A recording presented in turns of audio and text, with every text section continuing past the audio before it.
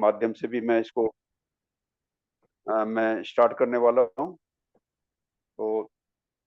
तो ऐसा बताते हैं कि जैसे ये जो ये दुख है, ये हमारे जीवन में, हमारे ही जीवन नहीं है, आम तौर पे ये सभी को दुख रहता है। सभी को दुख एक ऐसा यूनिवर्सल ट्रूथ है कि दुख, ये सारा संसार दुख से ग्रसित है, या सभी को दुख है। तो ये दुख क्या है, क्यों होता है, और ऐसे इससे कैसे मुक्त हुआ जाए। तो ये सब हम जानते हैं कि ये जो दुख का जो कारण है, ये हमारी क्या है, सांसारिक आसक्ति है, सांसारिक आसक्ति। तो एक इसी तरह एक छोटी सी मैं कहानी के रूप में शुरुआत करने वाला हूँ कि कैसे आदमी को दुख परेशान करता है, लेकिन उसको पता नहीं चल पाता, आदमी को पता नहीं चल पाता कि मैं मतलब मैं दुख उठा रहा हूँ, दुख भोग रहा हूँ। तो ये किस तरह से होता है। तो एक व्यक्ति एक भिक्षु के पास आता है, उससे कहता है कि मैं अ, भंते मैं बहुत परेशान हूँ, मैं बहुत दुखी हूँ, और इस दुख को जो दूर करने का कुछ उपाय बताओ, कुछ कुछ ऐसी युक्ति बताइए जिससे मैं इस दुख से बाहर आ जाऊं। तो भंते ने उसकी बात को बहुत ही ध्यानपूर्वक सुना, और सुन के वो सारी बात को उसकी समझ गए। तब उन्होंने भंते ने बताया कि ये दुख इस तरह से है कि मैं उसको शब्दों में नहीं, आपको प्रैक्टिकल करके दिखाऊंगा। ठीक है, आप प्रैक्टिकल करके दिखाइए। तो उसने कहा ठीक है, एक एक काफी वजनी एक पत्थर होता है, वो कम से कम 20-25 किलो का एक पत्थर होता है, कि इसको उठा करके आप मेरे साथ चलिए। अब वो जो है, अब भंते ने कहा कि क्योंकि वो उसका दुख दूर करने वाले हैं, तो भंते के कहे अनुसार ही उसने उस पत्थर को उठा लिया, क्योंकि उसे दुख से मुक्त होना था, और उठा करके भंते के साथ चल दे। और ये चलते चलते, जैसे मान लो वो 1 किलोमीटर ही चल पाया था, बड़ी मुश्किल से, दर्द तो पहले से शुरू हो गया था उसे। तो चलने के बाद फिर जो है, मैंने कहा भंते जी मुझे तो बहुत दर्द हो रहा है, बहुत ही कष्ट हो रहा है, मैं इसे रखना, थोड़ी देर रखना चाहता हूँ। उनको हाँ ठीक है, रख लो। तो जैसे ही उसको रखा, पत्थर को रखा, तो उसके बाद जो है उसको थोड़ी सी उसको रिलीफ मिला, इससे दर्द से छुटकारा मिला। जो उस पत्थर उठा के चल रहा था, तो इतना भार लेके चल रहा था, तो उससे उसको छुटकारा मिला। तो थोड़ी देर आराम करने के बाद चलो अब फिर दोबारा चलते हैं। उन्होंने फिर उठाकर फिर चलना शुरू कर देते हैं। थोड़ी दूर के बाद चलने के बाद फिर उससे भी कम दूरी पे चला होगा कि उसे उसे फिर वैसे ही दर्द शुरू हुआ। वो उसको सहन नहीं हो रहा था कि उसको वजन को उठा के ले चल चल सके। तो फिर उसने कहा कि बंते जी मेरे कष्ट हो रहा, मैं तो अभी रेस्ट करना चाहता हूँ। उनको देख, ठीक है कोई बात नहीं, आप रख लो। तो इस तरह से वो जो है आराम किया, और फिर उसके बाद तीसरी बार भी उसने ऐसे ही किया। तो जैसे ही आगे जा रहे थे, जाते जाते फिर उसको जो और असहनीय दर्द होगा, उसको उठा दे, असहनीय दर्द हो। और तो जब असहनीय दर्द हुआ, तो फिर बनते से कहा मेरे से नहीं रखा जाता, गुस्से में आकर उसे पटक दिया। उस वजन को, उस जो साधक था, जो उपासक था, उसने उस वजन को पटक दिया बनते के सामने। कहा मेरे बस की नहीं है ये, बताना हो तो बताओ, कि आप क्या बताना चाहते हो। कह लगे मैं यही समझाना चाहता हूँ, जैसे आप अभी इस पत्थर के दुख से इतने दुखी थे, इतने परेशान थे कि आप इसको उठा के चल नहीं पा रहे थे, ठीक इसी तरह से ये सांसारिक जो दुख होता है, संसार का जो दुख है, ये ऐसा ही दुख है। हमने क्या है कि दुनिया भर का बोझ अपने सर पे उठा रखा है। हमने अपने घर का बोझ उठा रखा है, हमने बाहर का भी बोझ उठा रखा, हमने बहुत सारी चीजों की जिम्मेवारी ले रखी है। तो ये इतना सारा बोझ उठा के हम जब चलेंगे, तो कितना दूर चल पाएंगे। तो उसको जो है, जब भंते ने उसको ये सारी बातें बताई कि ये जो सांसारिक रूपी जो बोझ है, इसको हम ज्यादा सहन नहीं कर सकते। तो ठीक इसी तरह से हमें इस सांसारिक बोझ को कम करना चाहिए। हमें जितना ज्यादा हम सांसारिक बोझ को कम करेंगे, वैसे ही हमारी जो मन की अवस्था, शरीर की अवस्था एक मुक्त अवस्था हो जाएगी। मतलब हम अपने मन को काफी मुक्त महसूस करेंगे, बहुत हल्कापन महसूस करेंगे। तो इसलिए इसलिए भाइयों, मैं भी अब आज की प्रवचन में यही चाहता हूं कि अपने हमारा जो सांसारिक रूपी जो बोझ है हमारे मन पे जो पड़ा हुआ है, तो इस बोझ को जितना हम हल्का करेंगे, उतना ही हमें हमारी मुक्त अवस्था महसूस होगी। अब मैं आपको ये बताना चाहता हूँ कि जैसे ये मुक्त अवस्था प्राप्त करने के लिए हम, जैसे मैंने एक बात बताना चाहता हूँ। जैसे हमारे जो आदर्श हैं, हमारे आदर्श कौन है? हमारे आदर्श हैं भगवान बुद्ध, हमारे आदर्श हैं बाबा साहब, हमारे आदर्श हैं, और उर्गेन भंते संरक्षिता जी, ये भी हमारे आदर्श हैं। और जो अभी वर्तमान में जो हमारे आध्यात्मिक या कहने प्रिसिप्टर हैं या आचार्य हैं, वो भी सही माने देखा जाए वो भी हमारे पूजनीय हैं या हमारे आदर्श हैं, क्योंकि उन्होंने हमसे हमसे ज्यादा वो इस मार्ग का अनुभव उन्होंने ले चुके, तो इसलिए वो आदर्श हैं। तो जब हम अपने आदर्श के सामने जाते हैं, जैसे हमने देखा कि जब भी आप श्राइन के सामने जाते हो, भगवान बुद्ध, बाबा साहब भंते जी की श्राइन जो होती है, उसके सामने हम जाते हैं, तो हम क्या है कि हम पंचांग प्रणाम करते हैं। तो पंचांग प्रणाम करने से हम क्या संदेश देना चाहते हैं? अपने आदर्श को क्या संदेश देना चाहते हैं? पंचांग प्रणाम करने का जो सही अर्थ जो होता है, वो यही है कि हम अपने आप को आदर्श के सामने अर्पित करते हैं, समर्पित करते हैं।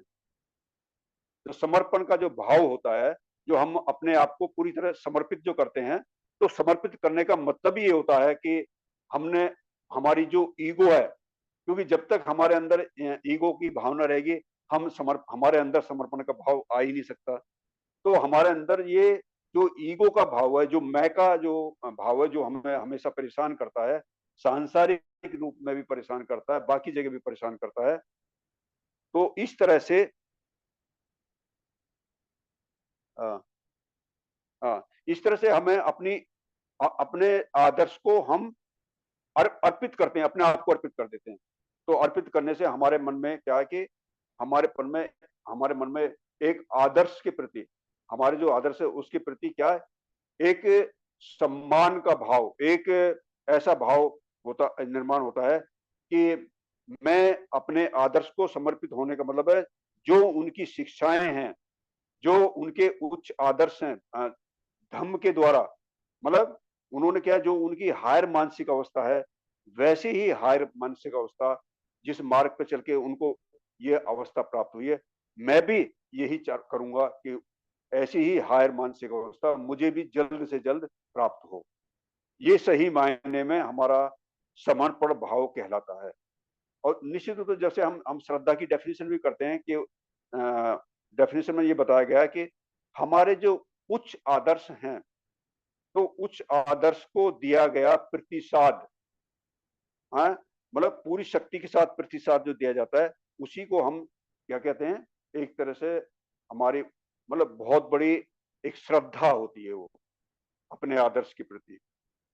इसी तरह से हम जब, जैसे ये सांसारिक रूपी जो हमने बोझ अपने सिर पर लादा हुआ, सांसारिक रूपी बोझ मतलब हमने बहुत सारी चिंताओं का जो गट्ठा, जैसे कहना चाहिए, हमने बहुत सारी जिम्मेवारी, अननेसेसरी बहुत सारी जिम्मेवारी हम ले लेते हैं। हमने सांसारिक आसक्ति के वशीभूत होकर के, हमने जो तृष्णा के वशीभूत होकर के हम अननेसेसरी या इलीगल तरीके से हम धन कमाना शुरू कर देते हैं। हम पैसे इकट्ठे करने के चक्कर में लग जाते हैं, हम संपत्ति इकट्ठा करने के चक्कर में लग जाते हैं, या कहना चाहिए हम मान सम्मान करने, मान सम्मान हमारे अंदर, मतलब हर एक इंसान चाहता है कि मेरा भी सम्मान हो, मेरा भी मान हो, सब लोग मेरा सम्मान करें। तो इस चक्कर में क्या होता है कि आदमी उलट पुलट कुछ ना कुछ कर देता है, ऐसे गलत सलत कार्य करता है, मतलब कहना चाहिए अधार्मिक कार्य करता है। और उससे क्या होता है कि मतलब शीलों का उल्लंघन करने पर, शीलों का उल्लंघन करने के बाद जो भी कार्य करता है, उससे क्या है कि हम हमारा जो एक मन के ऊपर जो बोझ है, वो धीरे धीरे क्या वो बढ़ता चला जाता है, बढ़ता जाता है। और ये आसक्ति मतलब कई तरह की चाहत होती है आदमी के जीवन में। आदमी पैसा, संपत्ति, मान, सम्मान, ये सारी चीजें आदमी प्राप्त करने के चक्कर में जैसी लगेगा, तो उसको याद नहीं रहता कि मुझे शीलों का भी पालन करना होता है। तो शीलों का पालन ना करते हुए तो उस चीज के पीछे लग जाता है। और हमने देखा है, ये घर में भी देखा, बाहर भी देखा, राजनीति में देखा। तो ये इससे ऐसा करने से क्या होता है कि धीरे धीरे हम क्या अपने शत्रुओं को बढ़ाते रहते हैं, अपने आसपास शत्रु क्रिएट करते रहते हैं, अपने दुश्मन क्रिएट करते हैं। और दुश्मन हम हमारे आसपास जो है वो बढ़ते रहते हैं।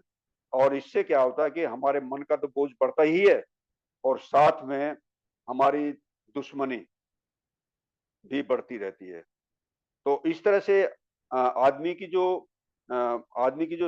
मानसिक बोझ है, वो ज्यादा से ज्यादा जितना ज्यादा बढ़ता रहेगा उतना ज्यादा आदमी तनाव में रहेगा। और जितना ज्यादा तनाव में रहता है आदमी, उतना ही ज्यादा वो परेशानियों से घिर जाता है। उसके अंदर गुस्सा, डिप्रेशन, नेगेटिविटी, बहुत सारे अकुशल कार्य करने के बाद जो है ये फालतू की बीमारियां उसके अंदर आती रहती हैं। और ये नेगेटिविटी इतनी बढ़ जाती है कि आदमी आदमी बीमार होना शुरू हो जाता है। आदमी आदमी की एक कैपेसिटी होती है, शरीर की भी कैपेसिटी होती है, आदमी के मन की कैपेसिटी भी होती है। जब कैपेसिटी से बाहर कोई भी काम होता है तो स्वाभाविक है कि वो उसको झेल नहीं पाता।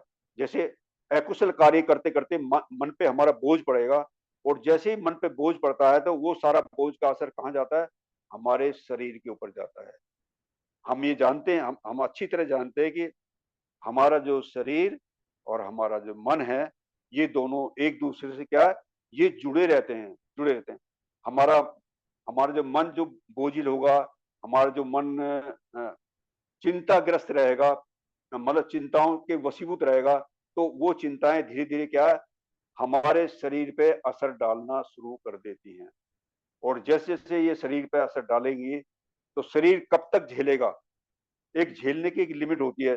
तो झेलते झेलते क्या है, एक समय ऐसा आएगा कि आदमी मन से भी बीमार पड़ेगा पहले, फिर शरीर से भी बीमार हो जाएगा। कुछ भी बीमारी लग सकती है। अब जैसे बीपी की बीमारी होती है, ब्लड प्रेशर, शुगर की बीमारी होती है। तो ये शुगर है, ब्लड प्रेशर है, और बहुत सी टेंशन की बीमारी है, गुस्से की बीमारी है। तो ये क्या है, ये बीमारी हम किसी और ने नहीं दी, ये हमने खुद ही ली हुई हैं, हमारे खुद ही जनरेट की हुई हैं। तो ये कैसे जनरेट होती हैं, ये हमने जो सांसारिक जो वजन है, संसार का जो वजन है, वो हमने मतलब अननेसेसरी, आवश्यकता से ज्यादा हमने अपने ऊपर ओढ़ लिया है या उसको ले लिया है। तो उससे क्या है कि हमारे ये बीमारी का कारण बन जाता है। तो अब अ, इससे बहुत सारी बीमारियां और भी हो सकती हैं। जब आदमी मतलब उसका ट्रीटमेंट नहीं कराएगा तो स्वाभाविक है कि बीमारी बढ़ते बढ़ते बढ़ते नहीं होता। और जब वो कि मतलब कितना उसको अपने आप को भी मानने लगता है कि मैं ठीक नहीं होऊंगा। और जब वो अपने आदमी मन से ये मान लेता है कि मैं ठीक नहीं होगा, तो दुनिया की कोई ताकत ऐसी नहीं है कि उसे ठीक कर सके। ये मन ही है। जब मन में ऐसी ऐसे इच्छा होगी कि नहीं नहीं कोई बीमारी नहीं है मुझे, जब मन से ऐसा मान लिया तो स्वाभाविक है कि वो उस बीमारी से धीरे धीरे वो, लेकिन ऐसा होगा, ये सांसारिक जो बातें हैं, संसार की जो आसक्ति है, या कहने ये जितने भी तृष्णा है, काम वासना है, तो ये आदमी को कमजोर बनाती हैं। ये आदमी के मन को कमजोर बनाती है। आदमी का मन कमजोर हुआ तो आदमी का शरीर कमजोर हुआ।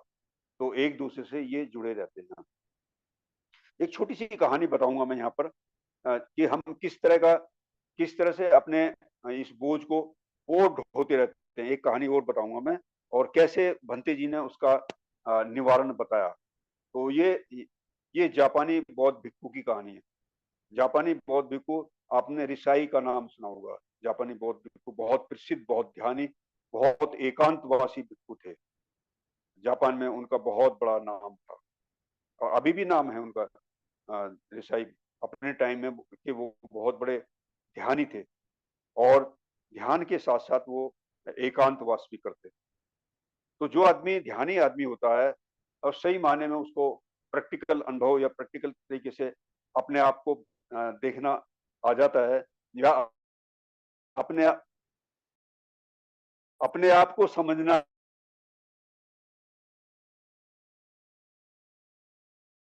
आ जाता है, अपने आप को कि मेरा समाज है। तो ऋषाई जो भिक्षु थे, वो अपने आश्रम पे, जापान की कहानी है।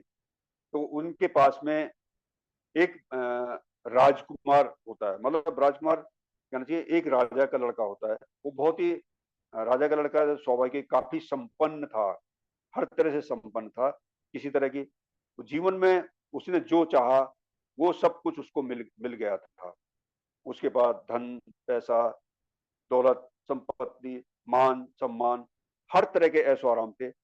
लेकिन उसके मन में शांति नहीं थी, मन शांत नहीं था।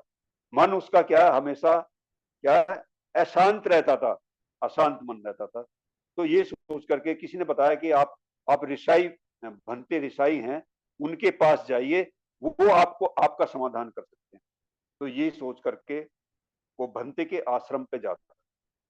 तो भंते से उसकी मुलाकात होती है। तो भंते को वो सारी बातें, अपने दुख की बातें, वो भंते को शेयर करते हैं। भंते ने उसकी बात को बहुत ही ध्यान से सुना है। तो भंते ने कहा कि ठीक है, मैंने आपकी बात को अ, समझने का मैं प्रयास कर रहा हूँ, और आपकी समस्या को निदान का भी मैं हल सोच रहा हूँ। तो क्या मैं आपके साथ कोई एक एक्सपेरिमेंट करना चाहता हूँ, एक अनुभव लेना चाहता हूँ, नया अनुभव लेना चाहता हूँ, कि उस एक्सपेरिमेंट से आपको फायदा हो सकता है। तो वो राजकुमार कहता है, ठीक है बनते, मैं तैयार हूँ, मैं एक्सपेरिमेंट के लिए तैयार हूँ। तो ठीक है, तो आपको जो है कम से कम 15 दिन, 15 दिन तक मेरे साथ रहना पड़ेगा। 15 दिन रहना पड़ेगा मेरे साथ, मतलब मेरे साथ आश्रम में रहना पड़ेगा। उसके कुछ दिन मेरे साथ, उसके बाद जो है आपको मैं एकांतवास कराऊंगा। तो ठीक है, मैं तैयार हूँ। तो ठीक है, तो तैयार हैं तो मैं, आप जब से चाहें आप तब से इसको शुरुआत कर सकते हैं। ठीक है, मैं अभी से तैयार हूँ। आप मेरे को, मैं तैयार ही होकर आया हूँ। आप जो है आप एक्सपेरिमेंट शुरू कर सकते हैं।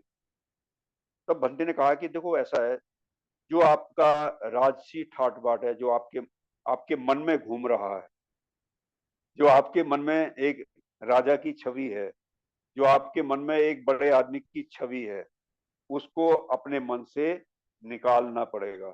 आप एक साधारण व्यक्ति के रूप में मेरे पास रहेंगे। जो साधारण व्यक्ति होता है, उसको जो आवश्यकता होती है, जो खाने खाने की इच्छा हुई तो खाना खा लिया, पानी पीने की इच्छा हुई तो पानी पी लिया।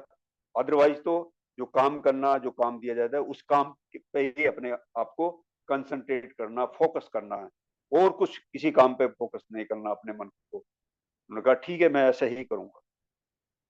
तो ये सोच करके वो राजकुमार भंते के साथ रहने के लिए तैयार हो जाता है। अब भंते उनको बताते हैं कि देखो ऐसा है, आप जो है, आप आप एक राजसी ठाट बाट वहां से निकल के आए हैं, ठीक है। और आपकी आप जो परेशानी आपने बताई है कि मुझे ऐसा ऐसा मुझे हो रहा है, मेरा मन शांत नहीं रहता, मेरा मन अशांत रहता है। तो इसकी थोड़ी सी मेरे को और डिटेल चर्चा बताओ कि आपने मतलब ये आपको कैसे हुआ। तब उस राजकुमार ने बताया कि मुझे मेरे जो सोचने का तरीका है वो ऐसा है कि मैं अपने सामने जो भी बहस करता है, चर्चा करता है, मैं उसको मैं ऊपर नहीं आने देता। कहने का मतलब है कि वो दूसरे को क्या डिमोलाइज करने का प्रयास कर, डिमोलाइज शब्द सही है, मतलब कहने का ये कि अपने बराबर किसी को समझता नहीं है। वो अपने से मतलब तर्क वितर्क के माध्यम से, बहस के माध्यम से वो दूसरे आदमी को मतलब कमतर ही मानता था और उसी के बारे में सोचता रहता था कि मैं किस तरह से तर्क वितर्क करूं जैसे कि मतलब अगला आदमी ऊपर मेरे से ज्यादा ना आ पाए, ज्यादा ऊपर ना उठ पाए। तो इसी चक्कर में तो ऐसे चक्कर सोच सोच के कि सोचने से परेशान होकर के उसका मन अशांत रहने लगा, वो दुखी रहने लगा। तब भंते ने उसको बताया कि ठीक है, अभी जो है आपको शांत रहने का अभ्यास करना है, मौन रहने का अभ्यास करना है, आपको कुछ बोलना नहीं है। तो उन्होंने ठीक है बनते, मैं ऐसा ही करने का मैं प्रयास करूंगा। तो जैसे आज के दिन ही वो शुरुआत करने वाले हैं, तो उन्होंने ठीक है मैं उनको आप जो है अंदर कमरे में चले जाओ, मेरी जो कुटी है उसमें बैठ जाओ और शांति से शांत रहने का प्रयास करो, शांत रह के अपने मन को देखो कैसे कैसे हो। तो उसने जो है बहुत ही अपने मन को मजबूत किया और अपने आप को शांत रखने का, अपने आप को शांत करने का प्रयास किया, मतलब जितना शांत कर सकता था शांत करने। तो जैसे धीरे धीरे उसने देखा कि मेरा मन जो है धीरे धीरे शांत होता जा रहा है और जैसे जैसे ये आदमी का मन वैसे ही शांत नहीं होता। आदमी का मन शांत होने का तात्पर्य यह होता है कि आपका मन आपके साथ रहना चाहिए, आपका मन भूतकाल में भविष्य काल में नहीं रहना चाहिए। तभी सही मायने में शांति का मतलब होता है। मन का शांत होने का मतलब है आपका मन आपके साथ है। तो ऐसे ही उसको ऐसा ही प्रयास उसने उस राजकुमार ने किया। तो धीरे उसने महसूस किया कि मेरा मन जो शांत होता जा रहा है और शांति का ये तो थोड़ी देर ही रहा और थोड़ी देर के बाद ही उसने जैसे ही शांति का अनुभव किया अपने मन को, तो उसको बहुत अच्छा लगने लगा। उसको अपना मन बहुत अच्छा लगने लगा कि हाँ, मेरा मन तो शांत होता जा रहा है, जो परेशानी डिप्रेशन चिंता ग्रस्त रहता था उससे तो मैं मुक्त होता जा रहा हूँ। तो जैसे उसने भंते को बताया कि वो 2-3 घंटे ही बैठा था ऐसी अवस्था में। चलो ठीक है, अभी जो है आप कुछ दिन के लिए आप बाहर जंगल में जाइए। वो जंगल में एक जो छोटी कुटी बना देते हैं ना, जैसे आजकल आपने देखा होगा कि कई हमारे जो शिविर स्थान है, जैसे भाजा है, बौरधरन है, तो वहां पर क्या है कि एक छोटी छोटी कुटिया बना रखी है लोगों के लिए। लोगों को वहां पर क्या एकांतवास करते हैं। तो ठीक इसी तरह से जो भंते रिसाई था, उसने उस कुटिया में ही उसको एकांतवास वाली कुटिया में उसको भेज दिया राजकुमार को कि आपको यहीं रहना और जो आवश्यक चीजें वो आपको उपलब्ध करा दी जाएगी खाने पीने की। ठीक है, तो वहां रह करके उसने देखा कि वो जंगल को देख रहा था, जो नैसर्गिक आनंद है उसको लेना आनंद उसका शुरू कर दिया लेने के लिए। और जो आकाश, नीला आकाश देखना शुरू कर दिए। ये स्वच्छ नीला आकाश कितना अच्छा लग रहा है। आकाश में जो पक्षी उड़ रहे हैं तो वो कितने चहचहा रहे हैं, कितने अच्छे लग रहे हैं। तो उसने कहा कि ऐसा आनंद तो मैंने कभी लिया भी नहीं अपने जीवन में, कभी इतना नैसर्गिक आनंद मैंने कभी खाया नहीं। तो ये देखते देखते उसका मन जो है बहुत ही शांत होने लगा, धीरे धीरे शांत होने लगा। और शांत रहने का अनुभव जो धीरे धीरे उसको 10 दिन 12 दिन 14 दिन 15 दिन कैसे बीत गए उसे खुद भी पता नहीं चला। 15 दिन के बाद जब वो कुटिया से बाहर आया, वो अपने ऋषाई भिक्खु से मिला। उन्होंने कहा कि मुझे इसका हल मिल गया है, मुझे इसका समाधान मुझे मिल गया है। कृपया मेरे पास अब कोई मतलब सवाल नहीं है, मैं अपने आप को ठीक रख सकता हूँ। तब भंते ने उसको बताया कि अभी अभी यदि कोई परेशानी हो, कोई दिक्कत हो, तो अभी कोई सवाल आपके दिमाग में चल रहा हो तो अभी भी पूछ सकते हो। नहीं नहीं, मेरे दिमाग में अभी कोई सवाल चल नहीं रहा। तब भंते रिसाई ने बताया कि ये इस मन जो शांत होता है, हमारा मन शांत तब होता है जब सही मायने में हम अपने संपर्क में रहते हैं, या कहना चाहिए हम वर्तमान में रहने का अभ्यास करते हैं। तो हम वर्तमान में रहने का जो अभ्यास हमारा चालू रहता है, वो कैसे रहता है? तो इसको जैसे हम मैं बहुत बार बताया करता हूँ, सांस के प्रोसेस के बारे में बताया कि ये जो हमारा सांस है, ये अब स्वाभाविक है कि इससे पहले जो प्रवचन दिया था मैंने, वो सांस के ऊपर ही था, आनापान सती के ऊपर ही दिया था। और वो वर्तमान में रहने का जो अभ्यास कैसे करते हैं हम, वो टोटली टोटली उसी के ऊपर था। और बहुत ही मैंने मन से वो प्रवचन दिया था। तो मैं वो उस बात को रिपीट तो नहीं करूंगा, लेकिन कुछ बातें मैं आपको जरूर शेयरिंग करूंगा, जिससे कि आदमी का मन जो है वर्तमान में रहने के लिए ललायित हो जाए, या आप मतलब इस वर्तमान में रहने के हम आपको फायदे क्या क्या होने वाले हैं, वो कुछ मोटे मोटे तौर पर बताऊंगा। तो ये जो हमारा जो मन है और ये जो हमारा शरीर है, ये क्या है, दोनों को रिलेटेड होते हैं। और जब हम सांस लेते हैं या सांस पे अपने मन को फोकस करते हैं, या आनापान सती जब हम ध्यान करते हैं, तो ये आनापान सती ध्यान जो है, ये क्या है, ये एक पुल का काम करता है, ब्रिज का काम करता है। मतलब हमारे मन को हमारे शरीर से जोड़ता है। क्या करता है? मन को शरीर से जोड़ता है। इसका मतलब है कि हम हमारा मन शरीर से जुड़ा हुआ नहीं रहता, बाह्य संसार को देखता रहता है, दुनिया बाहर की दुनिया में रहता है। अब बाहर की दुनिया में मन रहेगा तो स्वाभाविक है कि वो चंचलता आएगी, हमारे अंदर में परेशानियां आएंगी। संसार संसार कोई समाधानी स्थान तो है नहीं, ये सब अनित्य है, दुख है, अनित्य अनात्म है। ये सब हम बुद्ध की शिक्षा के अनुसार हमें मिलता है, भंते जी की शिक्षा के अनुसार हमें बताया गया कि दुख, अनित्य, अनात्म संसार में ये चीज है। तो लेकिन हमें अपने संपर्क में आना है, तो अपने संपर्क में हम सांस के माध्यम से क्या करते हैं, हम अपने संपर्क में आते हैं। और जैसे ही हम अपने संपर्क में आते हैं, वैसे ही हमारा वर्तमान में रहने का जो अभ्यास है, वो प्रारंभ हो जाता है, शुरू हो जाता है। और धीरे धीरे जैसे ही हम वर्तमान में रहने का हम अभ्यास करेंगे, तो हमारे मन के अंदर मन जो बहुत सारी धारणाएं बना के हम चलते हैं, उन धारणाओं से हमें छुटकारा मिलता है, यह कहना चाहिए यह संसार से हमें छुटकारा मिलता है। संसार संसार रूपी हमें संसार तो हमें दुख देता है। और जैसे ही हम अपने शरीर के संपर्क में आते हैं, मेरा मन मेरे शरीर के संपर्क में आएगा, तो निश्चित रूप से उससे संसार से क्या होता है, हमारा मन डिस्कनेक्ट हो जाएगा। उससे डिस्कनेक्ट होकर के अपने शरीर से कनेक्ट हो जाता है। और जैसे ही अपने मन से कनेक्ट होगा, तो हमारी जो है, हमारी शरीर की ऊर्जा बढ़ना शुरू हो जाती है। शरीर जब मन की ऊर्जा बढ़ेगी, मन की ऊर्जा बढ़ेगी तो शरीर की ऊर्जा भी बढ़ती रहेगी, क्योंकि शरीर और मन दोनों एक दूसरे से जुड़े रहते हैं। तो ये धीरे धीरे क्या, हमारी जो नैसर्गिक शक्ति, मन की शक्ति का क्या, धीरे धीरे बढ़ोतरी होती जाती है, वृद्धि होती जाती है। और ये वृद्धि धीरे धीरे बढ़ेगी, धीरे धीरे बढ़ेगी। एक समय ऐसा आएगा कि हम बहुत ही ज्यादा एनर्जेटिक महसूस करेंगे। हम बहुत ही ज्यादा अपने मन को और शरीर को बहुत ही हल्का फुल्का महसूस करेंगे।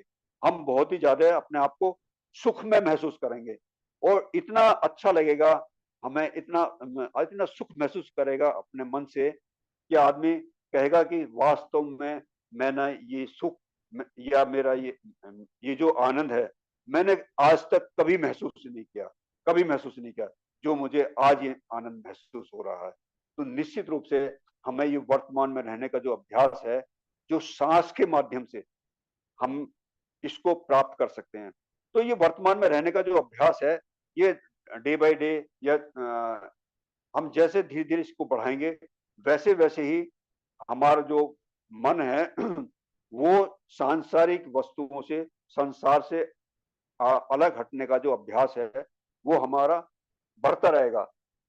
तो इसको धीरे धीरे जैसे बढ़ाएंगे, तो वैसे वैसे ही हमारा जो मन है बहुत ही अच्छा होता चला जाएगा, बहुत अच्छा होता चला जाएगा। तो भाइयों बहनों, मैं यही बताना चाहता हूं कि हमें वर्तमान में रहने का जो अभ्यास है उसको बढ़ाते रहना है। और जैसे जैसे हमें इस अभ्यास को धीरे धीरे बढ़ाएंगे, वैसे वैसे ही हमारी जो मन की जो बोझल वाली अवस्था है, ये संसार ने जो हमें बोझल बनाया है, ये संसार रूपी जो हमें एक जो बोझ हमारे मन के ऊपर जो पड़ा हुआ है, वो धीरे धीरे कम होना शुरू हो जाएगा। और धीरे धीरे जब जैसे ये मन हमारा मानसिक बोझ हमारा ऊपर से कम होगा, वैसे ही हमारी जो मन की अवस्था है बहुत ही अच्छी महसूस होगी। तो मैंने अभी आपको छोटे से प्रवचन के माध्यम से आपको यही बताने का प्रयास किया है कि वर्तमान में रहने का अभ्यास करो, वर्तमान में जीने का अभ्यास करो। तो वर्तमान में रहने का जीने का अभ्यास जैसे धीरे धीरे हमारा बढ़ेगा, वैसे वैसे हमारी सुख की अवस्था हमारी में बढ़ती रहेगी, संसार से हमारा कनेक्शन कम होता जाएगा। वर्तमान से रहने के बहुत बड़े फायदे मैं अभी ज्यादा मतलब एक्सप्लेन नहीं कर सकता क्योंकि टाइम हो रहा है। तो आपने मेरे प्रवचन को बहुत ध्यान से सुन लिया, आपका बहुत बहुत आभार, धन्यवाद।